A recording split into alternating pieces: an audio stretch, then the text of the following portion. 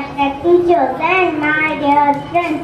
Today we have gathered here to celebrate Teachers Day. This day is very special because we get a chance to say thanks to our teachers. Teachers are like candles, they burn themselves to good teachers become good human beings. They work hard every day to make better in studies and in life. On this Teachers Day, I want to say from my heart, thank you, dear teachers, for your love, care, and guidance. We are lucky to have you. Happy